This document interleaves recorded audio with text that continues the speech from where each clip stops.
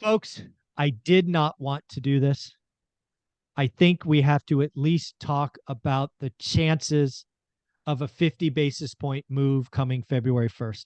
I want to be clear. I'm not waffling. I'm not flip flopping. I'm not changing my call from 3 or 4 months ago.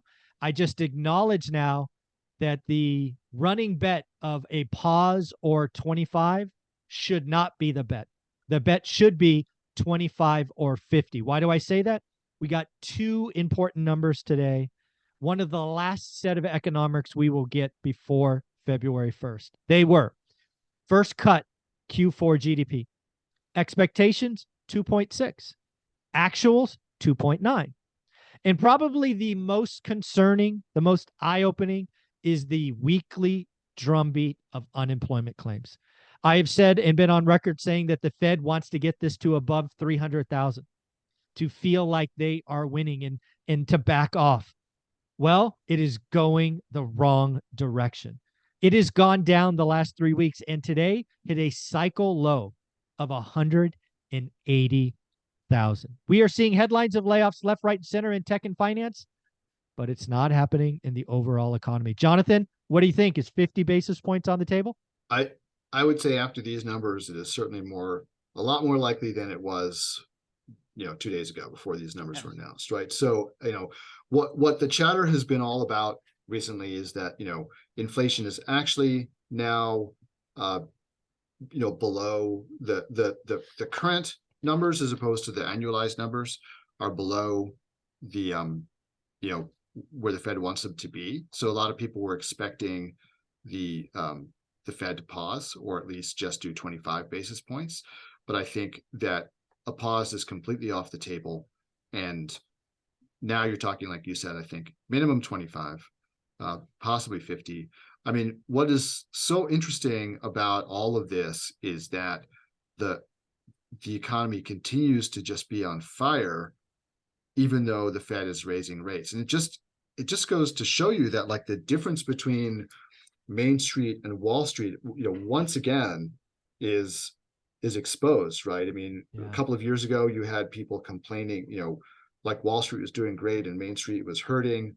And Wall Street certainly didn't care about Main Street hurting as long as they were doing well. Yeah. Now you've got the opposite happening, where Main Street is like still on fire. People are buying stuff left and right.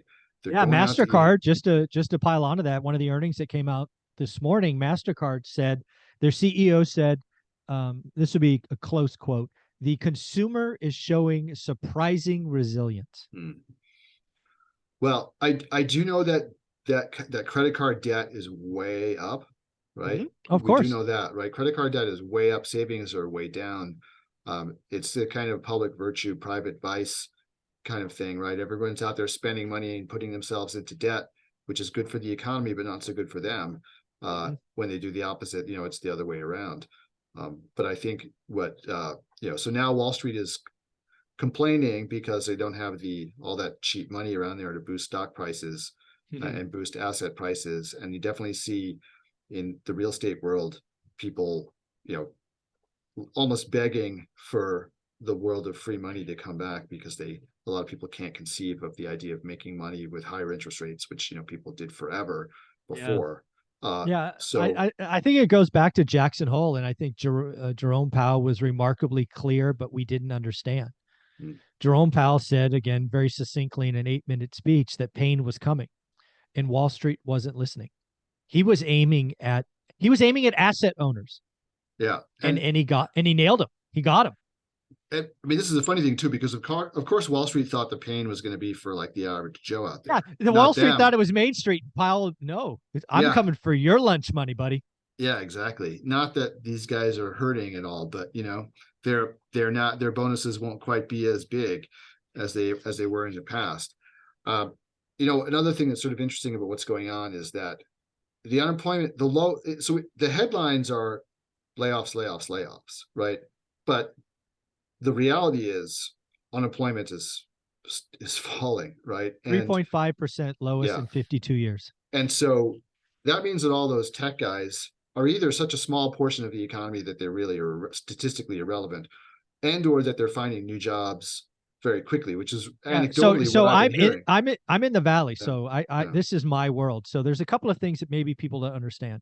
First and foremost, most if not all of these layoffs came with very generous severance packages. Mm. I have people in my network that have been affected, and on the low end, they were given basically 9 months of salary, Wow. lump sum. Wow. Some of them, given how many years of service, got over a year's salary. Wow. Then you add in accelerated option or RSUs.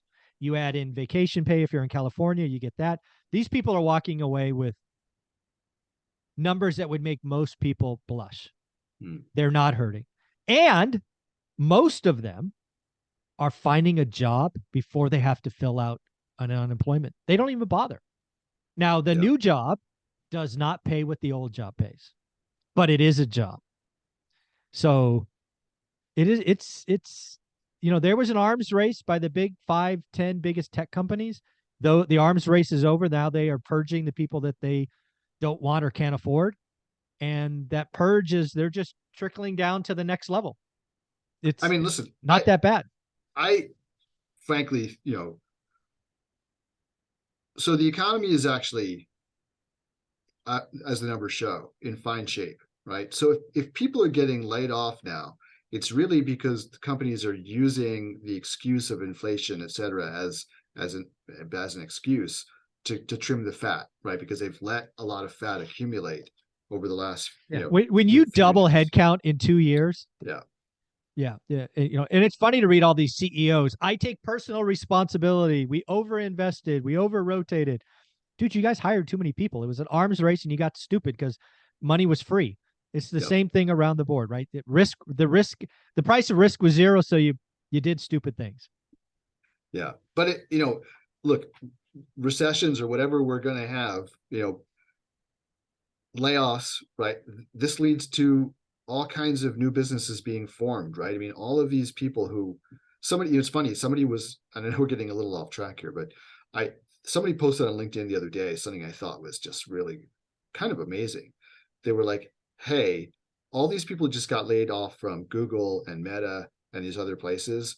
Here's a Google sheet. Like, let's all put our names into this thing and go and form our own companies. So basically, like we know how to run Google. Like all these people, we can just go make another Google because we know exactly how Google works. Mm-hmm. And so let's go do it. And I was like, wow, this is never in human history before have we had this opportunity. You look at, say, the 1930s, right? And during the Depression, a lot of our greatest companies were founded in the middle of the Depression, right? Because people lost their jobs and they went out there and they had to make something work, but they didn't have the ability to instantly find like all the talent they needed right away from across the country the way that they can now.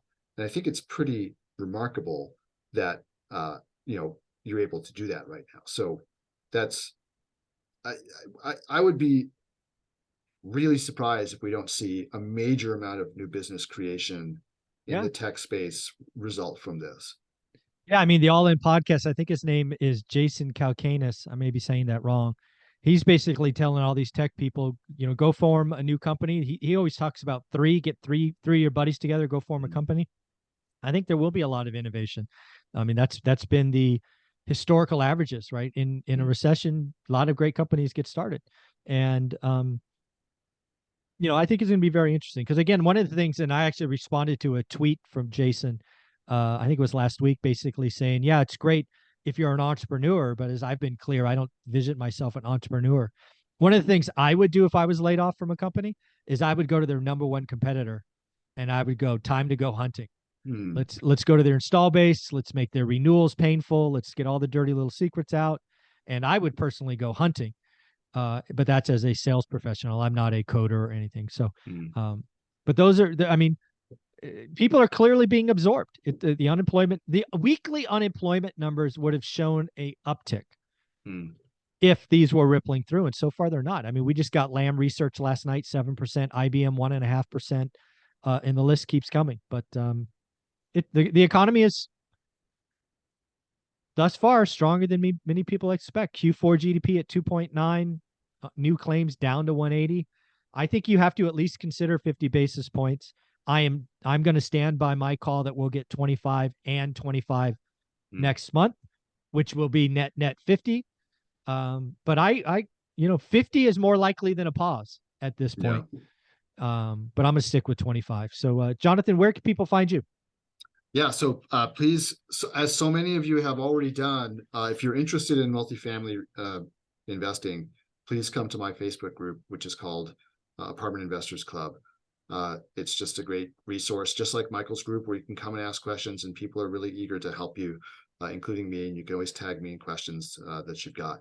So really happy to have you swing by there, join the group, become part of the community, and love to see you there. Awesome. Thank you so much.